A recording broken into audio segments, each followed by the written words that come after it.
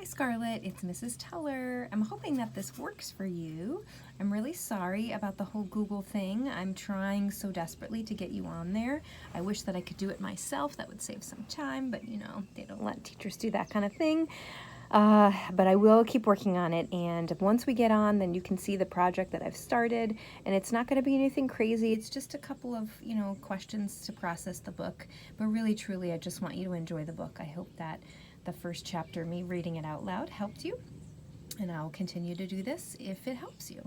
We will not have time, obviously, to finish the whole book this way, but I was hoping that you would really like it and want to read it on your own, so we shall see. I've already read way past this. I think it's a cute book. So, all right, Triangle Friend. So we're going to learn about her best buddies in this chapter. We have a break right after second period, and it's the first time of the day when I can meet up with Isabella and Julia. When we got our schedules on May's Day, we couldn't believe out of the 6 classes we didn't have one together. How is that even possible? I'm only in pre-algebra, but I'm pretty sure the odds of that have got to be crazy high. Only getting to see my friends at break and lunch is the worst. Some people think it's weird I have 2 best friends. But who is your favorite, they'll ask.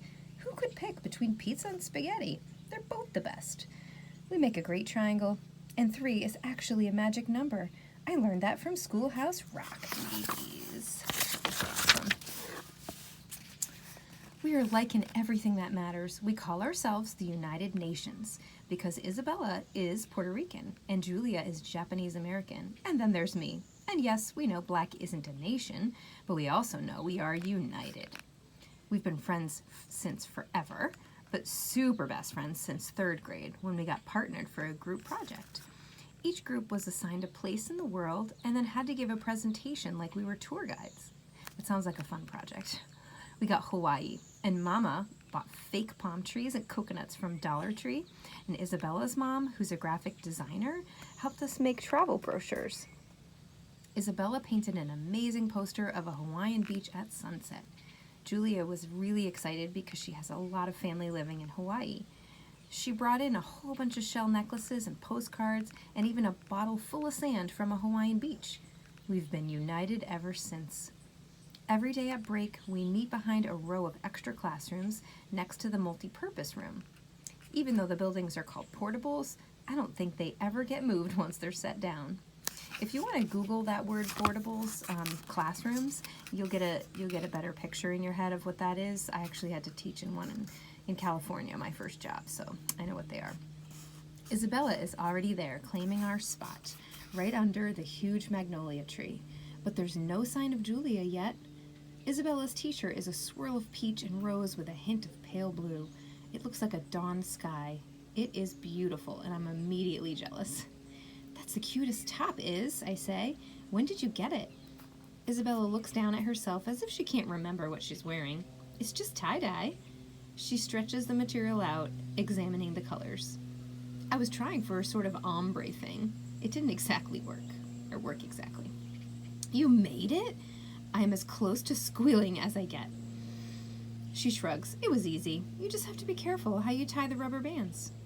Well, next time we do a tie-dye project, you're totally making mine, I say. You got it, Isabella says with a smile. Where's Jules? I ask. I can't wait to share my horrible science lab news, but I can't say anything until it's the 3 of us. Isabella points, and I turn to see Julia running toward us. When she reaches us, she's all out of breath and plops down next to me and Isabella. She digs an apple out of her backpack. Sorry I'm late. Mr. Lee took forever handing back homework.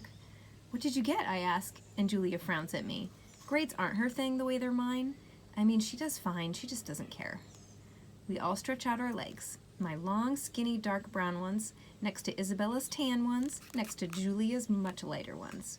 We're all wearing low-top black Converses.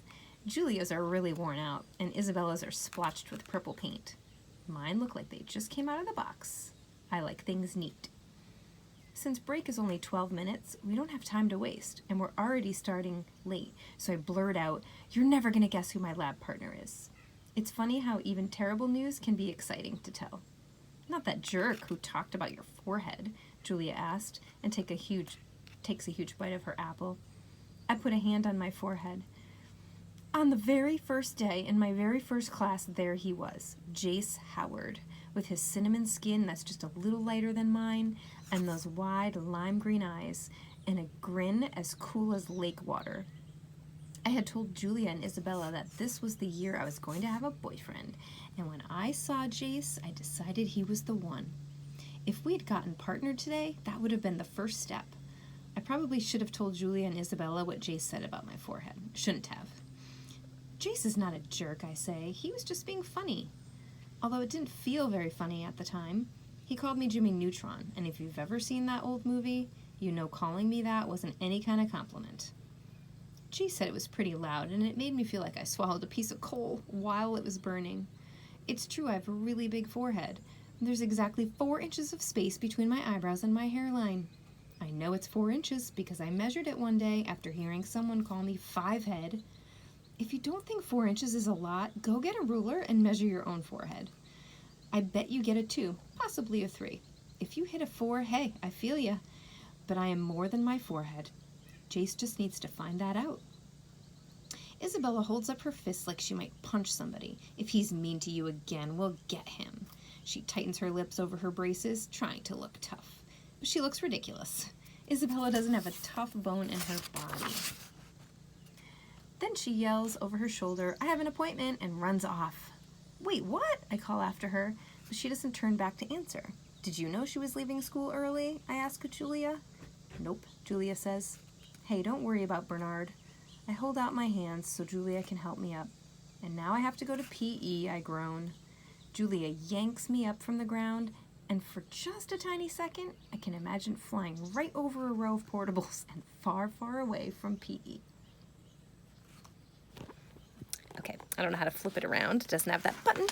I hope that that helps. And if you want to leave me a message like on the YouTube, like a comment or something, then I'll know if it helps you. If this is torture for you, I will stop. I really know, neither of us wants to Zoom, and I feel like I want to support you, but I also can't really do that without Google Classroom in the way that I'm used to. So, all right, until next time.